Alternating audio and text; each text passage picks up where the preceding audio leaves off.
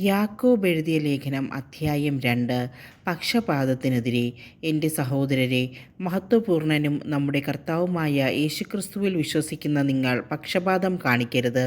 നിങ്ങളുടെ സംഘത്തിലേക്ക് സ്വർണ്ണമോതിരം അണിഞ്ഞ് മോടിയുള്ള വസ്ത്രം ധരിച്ച ഒരുവനും മുഷിഞ്ഞ വസ്ത്രം ധരിച്ച ഒരു ദരിദ്രനും പ്രവേശിക്കുന്നുവെന്നിരിക്കട്ടെ. നിങ്ങൾ മോടിയായി വസ്ത്രം ധരിച്ചവനെ നോക്കി ഇവിടെ സുഖമായിരിക്കുക എന്ന് പറയുന്നു.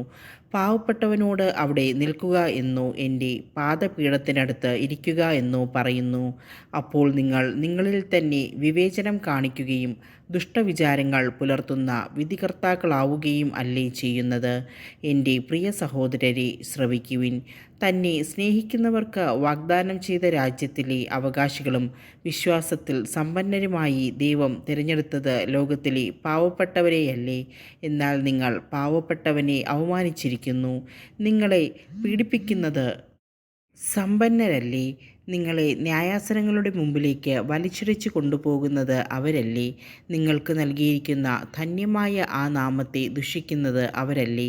നിന്നെപ്പോലെ നിൻ്റെ അയൽക്കാരനെയും സ്നേഹിക്കുക എന്ന വിശുദ്ധലിഖിതത്തിലെ രാജകീയ നിയമം നിങ്ങൾ യഥാർത്ഥത്തിൽ അനുസരിക്കുന്നെങ്കിൽ ഉത്തമമായി പ്രവർത്തിക്കുന്നു. നിങ്ങൾ പക്ഷപാതം കാണിക്കുന്നെങ്കിൽ പാപം ചെയ്യുന്നു. നിയമത്താൽ നിങ്ങൾ കുറ്റക്കാരായി വിധിക്കപ്പെടുകയും ചെയ്യുന്നു. ആരെങ്കിലും നിയമം മുഴുവൻ അനുസരിക്കുകയും ഒന്നിൽ മാത്രം വീഴ്ച വരുത്തുകയും ചെയ്താൽ അവൻ എല്ലാത്തിലും വീഴ്ച വരുത്തിയിരിക്കുന്നു. എന്തെന്നാൽ വ്യഭിചാരം ചെയ്യരുത് എന്ന് കൽപ്പിച്ചവൻ തന്നെ കൊല്ലരുത് എന്നും കൽപ്പിച്ചിട്ടില്ലേ? നീ വ്യഭിചാരം ചെയ്യുന്നില്ലെങ്കിലും കൊല്ലുന്നെങ്കിൽ നീ നിയമം ലംഘിക്കുന്നു. സ്വാതന്ത്ര്യത്തിൻ്റെ നിയമമനുസരിച്ച് വിധിക്കപ്പെടാനുള്ളവരെ പോലെ നിങ്ങൾ സംസാരിക്കുകയും പ്രവർത്തിക്കുകയും ചെയ്യുവിൻ. കാരുണ്യം കാണിക്കാത്തവൻ്റെ മേൽ കാരുണ്യരഹിതമായ വിധിയുണ്ടാകും. എങ്കിലും കാരുണ്യം വിധിയുടെ മേൽ വിജയം വരിക്കുന്നു. വിശ്വാസവും പ്രവൃത്തിയും. എൻ്റെ സഹോദരരെ, വിശ്വാസമുണ്ടെന്ന് പറയുകയും പ്രവൃത്തി ഇല്ലാതിരിക്കുകയും ചെയ്യുന്നവന് എന്ത് മേന്മയാണുള്ളത്? ഈ വിശ്വാസത്തിന് അവനെ രക്ഷിക്കാൻ കഴിയുമോ?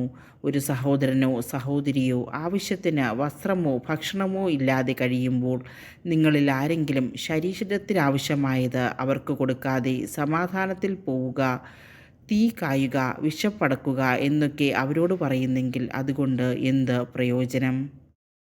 പ്രവൃത്തികൾ കൂടാതെയുള്ള വിശ്വാസം അതിൽ തന്നെ നിർജീവമാണ്. എന്നാൽ ആരെങ്കിലും ഇങ്ങനെ പറഞ്ഞേക്കാം, നിനക്ക് വിശ്വാസമുണ്ട്, എനിക്ക് പ്രവൃത്തികളുമുണ്ട്. പ്രവൃത്തികൾ കൂടാതെയുള്ള നിൻ്റെ വിശ്വാസം എന്നെ കാണിക്കുക. ഞാൻ എൻ്റെ പ്രവൃത്തികൾ വഴി എൻ്റെ വിശ്വാസം നിന്നെ കാണിക്കാം. ദൈവം ഏകനാണെന്ന് നീ വിശ്വസിക്കുന്നു, അത് നല്ലത് തന്നെ. പിശാചുക്കളും അങ്ങനെ വിശ്വസിക്കുന്നു, അവർ ഭയന്ന് വിറയ്ക്കുകയും ചെയ്യുന്നു. മൂഢനായ മനുഷ്യ, പ്രവൃത്തികൾ കൂടാതെയുള്ള വിശ്വാസം ഫലരഹിതമാണെന്ന് നിനക്ക് തെളിയിച്ചു തരേണ്ടതുണ്ടോ? നമ്മുടെ പിതാവായ അബ്രഹാം നീതീകരിക്കപ്പെട്ടത് തൻ്റെ പുത്രനായ ഇസഹാക്കിനെ യാഗപീഠത്തിന്മേൽ ബലിയർപ്പിച്ചത് വഴിയല്ലേ? അവൻ്റെ വിശ്വാസം അവൻ്റെ പ്രവൃത്തികളെ സഹായിച്ചുവെന്നും വിശ്വാസം പ്രവൃത്തികളാൽ പൂർണ്ണമാക്കപ്പെട്ടുവെന്നും നിങ്ങൾ അറിയുന്നുവല്ലോ. അബ്രഹാം ദൈവത്തിൽ വിശ്വസിച്ചു, അത് അവന് നീതിയായി പരിഗണിക്കപ്പെട്ടു എന്ന തിരുവെഴുത്ത് നിറവേറി. അവൻ ദൈവത്തിൻ്റെ സ്നേഹിതൻ എന്ന് വിളിക്കപ്പെടുകയും ചെയ്തു. മനുഷ്യൻ വിശ്വാസം കൊണ്ട് മാത്രമല്ല പ്രവൃത്തികളാലുമാണ് നീതീകരിക്കപ്പെടുന്നതെന്ന് നിങ്ങൾ അറിയുന്നു.